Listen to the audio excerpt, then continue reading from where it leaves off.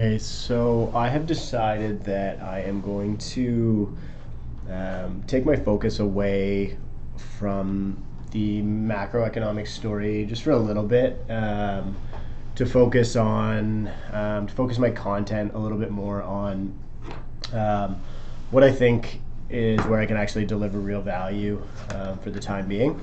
So the and I think that I'm able to do this because the macro is finally back in focus again. I think that we went on this like kind of vacation period, when people forgot that COVID was really that big of a deal in Canada. We were all up at our cottages, the weather was nice, etc. It was easy to socially distance, and then sort of, congruent with what I was anticipating would happen, as flu season ramped up. There's just these natural things that happen that makes something like COVID more likely to have a presence, than become an issue. And the market's been really strong, save for, I would say, the Toronto condos, which are feeling a little bit of a supply shock. And I do have fear that that could bring the market down a little bit. Not a ton, but I think it's worth acknowledging anyway. But what I'm going to focus on probably for the remainder of the year is two things. I'm going to be focusing on having conversations with other real estate agents because, when I think about the macro economy again, that story, like, this is what you're going to be hearing a lot more about in the media for the next, I'm going to say, 4 to 6 months, as I think that we'll probably hit the worst that we're going to see from this sort of post-COVID economy. And so you don't really need me to tell that story. The other piece is that, I think that we're starting to see these little geographic nuances evolve in the real estate market in Ontario, especially like in the GTA, but also like sort of across the country. And I think that, the best way to understand the impact of COVID and what it's going to have on the real estate market is really to have dialogues with a lot of people who are boots on the ground, who are interacting with the product. Like, to me, this could really evolve to be more of a microeconomic story over the next couple of quarters. And I think also there's people who are doing the macro so much better than I am. I always talk about Steve Saretsky, and then if you're on Twitter, quite a few guys, who are really just nailing it, that I don't know how much more value I have to add to that conversation. So from a micro perspective, I think really understanding a lot of the nuances that we're seeing in data here in the GTA, in Ontario as a whole. I'm going to focus a lot on this cottage country, recreational property bubble that I've been talking about a little bit. I'm going to focus a lot on rental condos. And then the other piece of content that I'm going to start doing, is I'm going to start interacting a lot with local business people, because when COVID first happened, I was interacting a lot with people in the corporate space and getting an understanding for how COVID was, making changes to their industry. Right? It was very, again, it was high level, it was more macro, it was more big picture thinking. And now again, I want to get a little bit more granular with the way that I'm analyzing, the impacts of COVID on the business community, especially because I think that this is probably one of the most meaningful opportunities that we've had to put together some sort of, most meaningful opportunities that we've had to connect, with local businesses and to support local businesses. Where, if you look back at when this first happened and lockdown was on, you could easily go to a McDonald's. A lot of these companies that had the resources to adapt quickly and had the cash to adapt quickly, and a lot of small businesses were left behind, and just almost regulated it into a very difficult position.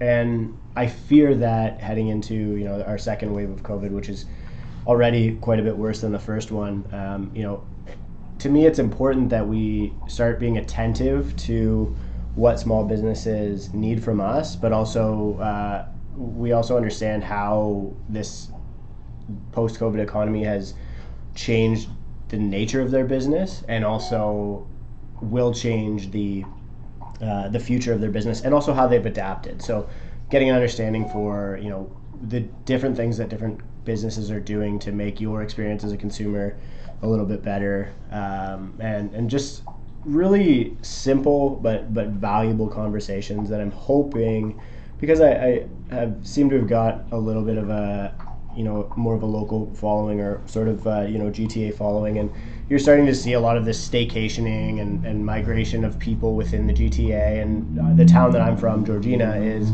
one of those like sort of perfect staycation bedroom communities for Toronto, and the demand here has just been unbelievable. And I don't know if I expect that to go away, because there's a lot to do here in the winter. It is actually the ice fishing capital of the world. So I'm interested to see from a data perspective how that whole urban exodus thing shapes up. But I'm also interested to see from a more of a qualitative perspective how businesses in the York region are adapting to these changes, and I just really want to see where I can add value to local businesses, and then I also want to get an understanding from microeconomic perspective how realtors are seeing these changes play out in their economy, their local economy. Because I know that, like, if I'm speaking with an agent, as an example, who specializes in Toronto condos, they're going to have a much different perspective than somebody like myself, where a lot of the stuff that I'm trading is rural, suburban, etc. A lot of development land where on the development side of things, it's really interesting because I'm interacting with people who are forecasting. They're basically baking their forecast into their acquisition. So they're saying, okay, I think the market is going to recover in 2 to 4 years. So if I'm buying this property and I'm estimating and I'm getting a deal on it today because of what's going on in the economy, and then in 2 to 4 years, if my thesis is correct, I'll have site plan approval and my timing will be perfect, and I'll have got a good deal on this. So there's a lot of kind of cool nuances that you can explore within the different geographic niches in the GTA. And I think watching those closely and getting a better understanding for consumer sentiment, and because I'm not really, I would say, a qualitative kind of broker. For those of you who know me and follow my stuff, very quantitative guy, and so I want to apply that lens to the conversations with realtors who are traditionally far more qualitative people. A lot of them are really in the thick of this emotional coaching that you go through with clients. And I'm honestly just not, and I always say this to most of my clients right off the bat, it's like I'm not really that guy. And so I want to get an understanding for the consumer psychology that's behind a lot of these decisions that are going into the market right now. I'm only really out in the market with a couple of buyers right now. Most of them I've encouraged to exercise patience, but certain people do have to move. And so perspective, I think, is going to be the one thing that I can create a lot of value. And I know a lot of agents. I've interacted with a lot of agents. And so I think that being able to have good, intimate conversations about the realities of the market right now is going to be one of the places where I can create the most value for, let's say, like the general public or potential home buyers. The reality is, this is Canada's economy, right? Housing, the construction of it, the development of it, the consumption of it, and so for the foreseeable future, that's probably a valuable place for me to be able to gather some information. So if you're into everything I just said, because this is a longer version of the video on YouTube, and you want to be along for the ride on me having conversations with local business people and having conversations with realtors about how things are going in their local market, if you could follow along by subscribing to my channel, I would greatly appreciate that. And if you can like and all that other stuff that I'm not super familiar with saying yet, that would also be great.